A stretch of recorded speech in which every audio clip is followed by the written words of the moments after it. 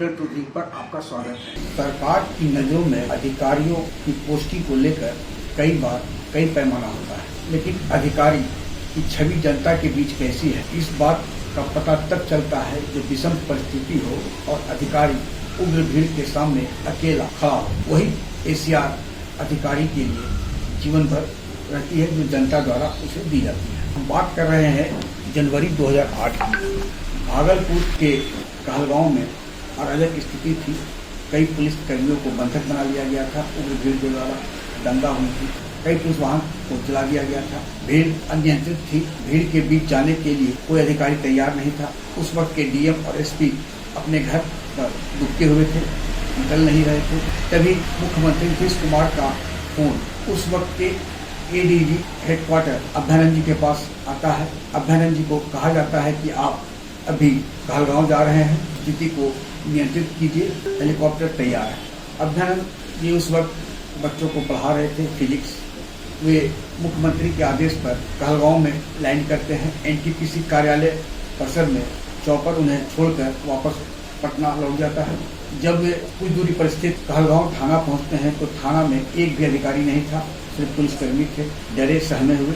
वैसी स्थिति में अभ्यानंद जी अपनी किताब अनबॉन्डेड में लिखते हैं कि लॉ वर्सेस लाठी चैप्टर में कि उनके समक्ष दो परिस्थिति थी। एक, या तो थाना में बैठ जाए और उग्र भीड़ का इंतजार करें। भीड़ यदि थाना पर हमला करेगी तब फायरिंग का आदेश देना होगा। दूसरी स्थिति यह है कि वे भीड़ के बीच जाए और उनसे सवाल जवाब करें, उनकी समस्या को सुने। अभ्यानंद अपनी किताब अनबॉन्डेड में लिखते हैं कि वे भीड़ की ओर जाना तय किया। कुछ दूरी पर एक घर का दरवाजा खुला था। उन्होंने अपना परिचय दिया और कहा कि मैं पटना से आया हूं आपकी समस्या सुनने के लिए। कुछ देर के बाद वहां से एक व्यक्ति निकलते हैं, वे अभ्यानंद जी के साथ जाते हैं। ऐसे ही चलते चलते जब वे एकत्रित भीड़ के पास पहुंचते हैं तो उनके साथ करीब 50-60 की संख्या में लोग रहे थे जिसे वे लीड कर रहे थे। वहां जाने पर मंच से भाषण दिया जा रहा था। डीएम एसपी के खिलाफ तकरीरें हो रही थी। अभ्यानंद ने कहा कि मुझे भी कुछ कहना है, तो भीड़ ने कहा कि नहीं, आपको जो भी कहना है आप स्टेडियम पहुंचे, वही बात होगी। जब यह कहा जा रहा था उस वक्त अभ्यानंद जी गोंगली मैदान में थे, जो कि कहलगांव रेलवे स्टेशन के पास था। अपनी किताब अनबॉन्डेड में अभ्यानंद जी बताते हैं कि उन्होंने नेताओं की बात को सुनी और उन्होंने स्टेडियम जाना मंजूर किया, जहाँ 10,000 की उग्र भीड़ थी। वहीं पर एक माइक्रोफोन और एक बैटरी का इंतजाम किया गया। भीड़ ने अधिकारियों, विशेषकर डीएम और एसपी की गिरफ्तारी और फांसी दिए जाने की मांग कर रहे थे, लेकिन वे शांत भाव से उग्र भीड़ के बीच उनकी बातों को सुन रहे थे, जवाब नहीं दे रहे थे। भीड़ बहुत ही उग्र थी। ऐसे में वे बताते हैं कि उन्होंने फिजिक्स के प्रिंसिपल को दिमाग में लाया और उसी के तर्ज पर यह कहा कि आपके बीच कोई पटना से आया है, पहले उसे सुन लीजिए। जिसके बाद माइक उन्हें दिया गया। उन्होंने कहा कि सबसे पहले जो 4 लोग मारे गए हैं, जो शहीद हुए हैं, उनकी आत्मा की शांति के लिए हम लोग 2 मिनट का मौन रखेंगे। भीड़ पर इसका गहरा असर हुआ।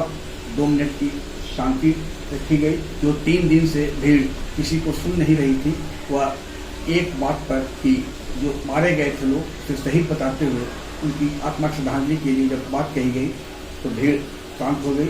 और उसके बाद अभ्यानंद जी अपने किताब में कहते हैं कि तब उन्हें लगा कि अब बातचीत का दौर शुरू हो सकता है। वार्ता ही यानी संवाद ही सरकार और भीड़ के बीच यानी जनता के बीच सेतु का काम करेगी। और इसी तरह उन्होंने बात किया और मामले को शांत किया। और जब वे वापस कहलगांव उस स्टेशन की ओर लौटे तो उनके साथ 25-30 की संख्या में नवयुवक थे। वे कह रहे थे कि सर, आप ऐसे समय में आए जब हम आपसे एकेडमिक बात नहीं कर पा रहे हैं, आप फिर कभी आइए और हम लोगों को कुछ पढ़ाएं।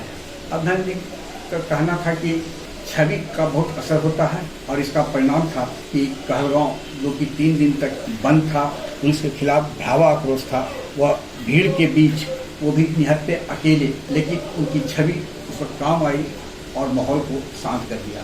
आज स्थिति यह है कि कहीं कोई बड़ी घटना हो जाती है तो स्थानीय अधिकारी से लेकर जिला मुख्यालय में बैठे अधिकारी भीड़ का सामना करने से दूरी बना लेते हैं। अभ्यानंद जी के साथ एक नहीं, ऐसे कई घटना हुई है जब वे अकेले भीड़ के बीच गए और मामले को शांत किया। तो कहीं न कहीं आपका कार्यशैली क्या है जनता को यह पता है, और उसका परिणाम भी यदि अच्छी है छवि आपकी तो जनता आपको सुनेगी और आपका सम्मान भी करेगी। अब यह देखने को नहीं मिलता है कि मुख्यालय का कोई बड़ा अधिकारी किसी बड़ी घटना के बाद घटनास्थल पर जाता है, भीड़ का सामना करता है। तो छवि को बनाए रखने में अधिकारियों की अपनी भूमिका भी होती है, और इसका उदाहरण था जनवरी 2008 की घटना।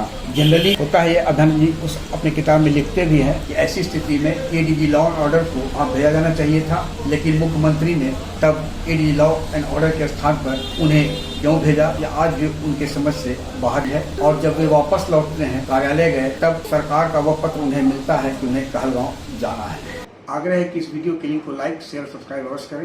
धन्यवाद, नमस्कार।